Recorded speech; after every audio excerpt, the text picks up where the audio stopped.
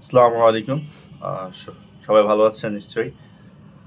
আমাদের শিক্ষা ব্যবস্থার যে দুর্বিনীত অবস্থা চলছে, সেটা আমরা লাস্ট উইকে পর্যবেক্ষণ করলাম। আমাদের শিক্ষামন্ত্রী তিনি বাহ্যিক চাপে পরীক্ষা পিছিয়েছেন, প্লাস পরীক্ষা আবার রিটেক নিতে চেয়েছেন। এবং যে প্রশ্নগুলো আসলে সমাধান ভুল ছিল, সেগুলোকে আবার অটো ক্রেডিট দিয়ে দিবে।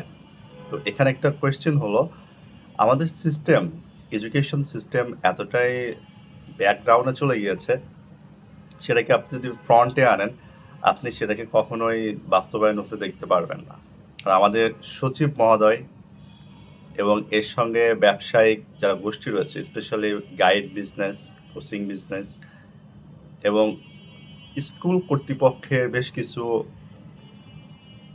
অবহেলার কারণে আমাদের এই শিক্ষা ব্যবস্থা তারা চায় না আপডেট হোক। বাস্তবতা এটাই। আপনি এডুকেশন সেক্টরে যাবেন, যেখানে দেখবেন টিচারদেরকে অবহেলা করা হচ্ছে। এক শ্রেণীর টিচার কোচিং বাণিজ্য বা এডুকেশন বাণিজ্য নিয়ে প্রচুর পরিমাণে দৌড়ঝাঁপ করছে। আর এক শ্রেণীর মানুষগুলো মার খাচ্ছে। ঠিক একইভাবে আমরা যখন দেখেছি ট্রেনিং করতে গিয়ে শিক্ষকদের যে ট্রেনিং এর প্রণোদনা বা প্রদেয় অর্থটা ব্যয় হয়, সেখানে কি হারে দুর্নীতি হচ্ছে। সো এইটা নিয়ন্ত্রণ করে হলো শিক্ষা সচিব এবং তার সাথে সম্পর্কিত অনেক মানুষগুলো। তো এই মানুষগুলো কখনোই চাইবে না বাংলাদেশের এডুকেশন সিস্টেমটা আপডেট হোক।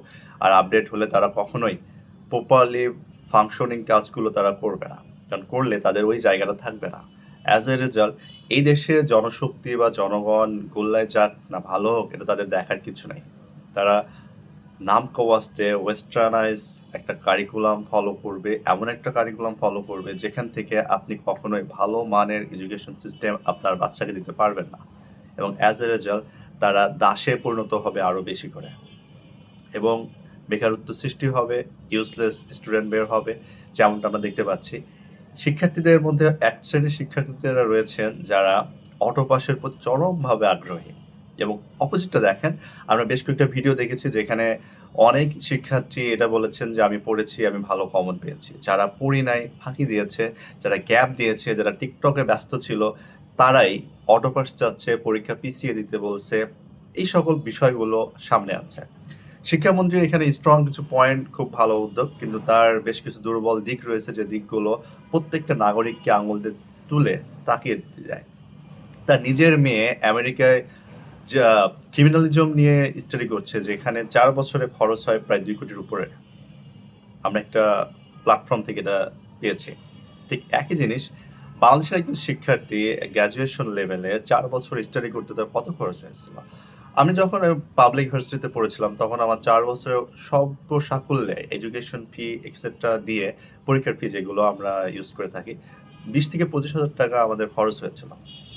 বাট সরকার কর্তৃপক্ষ আমাদের কাছে কিন্তু এর থেকেও বেশি অর্থ আমাদের পিছনে ব্যয় করেছে। কিন্তু এই যে এই দায়িত্ববোধটা কিন্তু আমরা কখনোই পালন করি না। সো যারা পাবলিক ইউনিভার্সিটি থেকে যারা বের হয়, তাদের যে একটা বিশাল দায়িত্ববোধ রয়েছে, এই দায়িত্ববোধ থেকে কিন্তু তারা অবহেলিত হয় বা তারা অবহেলা প্রদর্শন করে। এর অনেক কারণও রয়েছে। তাদেরকে সুযোগ দেওয়া হয় না, তাদের পারফরম্যান্স বিল্ড আপ করার কোনো ওয়ে নাই। অ্যাজ এ রেজাল্ট তারা বের হচ্ছে, ঢুকছে, বের হচ্ছে।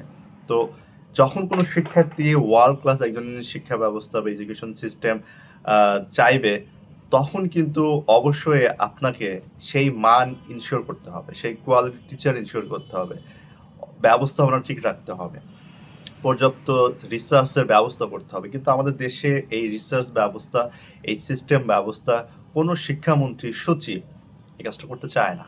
তারা অবকাঠামোগত বিষয় নিয়ে কাজ করতে চায়, ট্যাব নিয়ে কাজ করতে চায়, যে কাজগুলোতে করলে তাদের কলম ঘুরিয়ে অর্থ ডাউন করা যাবে, মানে দুর্নীতি করা যাবে।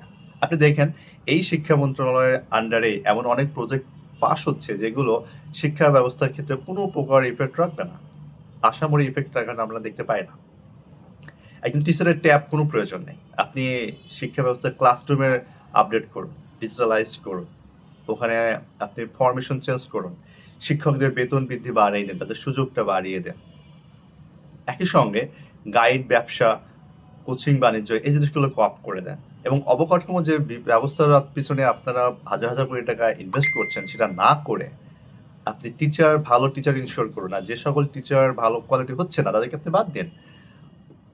ক্লাসিক মেরিটিয়াস স্টুডেন্ট গুলোকে আপনি এই সেক্টরে আনুন। তাদেরকে ইনক্লুড দেন। তাদেরকে পেমেন্ট, সুযোগ সুবিধা, ফ্যাসিলিটিস বাড়িয়ে দেন। তাদেরকে রিসার্চ করার সুযোগ দেন। বাইরের দেশে যাওয়ার সুযোগ করে দিন। যেন তারা দেশের জন্য ভালো কিছু বয়ে আনে। এই কাজগুলো আমরা দেখেছি লিবিয়ার প্রেসিডেন্ট গাদ্দাফি এটা করতে। যিনি তার দেশের নাগরিককে ফ্রিতে আমেরিকায় পাঠিয়েছিলেন পড়াশোনা করার জন্য। সো আপনার সিস্টেম ব্যবস্থা এমন করুন যেন আমাদের দেশে প্রত্যেক ইয়ারে ৫০০ থেকে ১,০০০ জন শিক্ষার্থী পুরো বাংলাদেশ ব্যাপী বাইরের দেশে ওয়ার্ল্ড ক্লাস ইউনিভার্সিটিতে রিসার্চ করতে পারে, হায়ার স্টাডির জন্য যাইতে পারে, সে ব্যবস্থা করে দেন এবং তাদেরকে এই দেশে এনে আপনার দেশের বিল্ড আপে কাজে লাগান। আমরা এটা করতে চাই না, কজ এটা করতে গেলে যারা এই সিস্টেমটাকে বহাল রেখেছে তাদের গদি থাকবে না। অ্যাজ এ রেজাল্ট সচিব, প্রশাসন, মন্ত্রী, এমপি তাদের সবার গদি নড়বড় হয়ে যাবে। যেমনটা আমরা দেখলাম এই সিম্পল এই বৃষ্টি রেখত আন্দোলনে, শিক্ষা আন্দোলনের শিক্ষামন্ত্রী পদে গেছে দেশের সরকারকে হটাই দেওয়ার একটা প্ল্যান হয়েছিল। কিন্তু এখানে আপনি যখন কোনো স্টেপ নেবেন অবশ্যই এই জেনারেশনের পালস বুঝে আপনাকে স্টেপ নিতে হবে এবং শিক্ষা ব্যবস্থায় সেটা অন্যতম একটা মাধ্যম। আমাদের এই শিক্ষা ব্যবস্থাকে যদি আপনি ভালো করতে চান অবশ্যই এই সকল বিষয়গুলো খেয়াল রাখবেন। শিক্ষকদের উন্নয়ন এবং ক্লাস ব্যবস্থাপনা, অবশ্যই যারা বিজনেস ওরিয়েন্টেড রয়েছেন তাদেরকে সিস্টেম থেকে সরিয়ে দিন এবং এখানে মেরিটিয়াস স্টুডেন্টকে নিয়ে আসুন এবং তাদের সুযোগ সুবিধা, রিসার্চ ব্যবস্থা বৃদ্ধি করুন। দেখবেন আমাদের দেশের শিক্ষা কিন্তু অনেক বেটার হবে এবং অনেক ভালো একটা ফল বয়ে আনবে।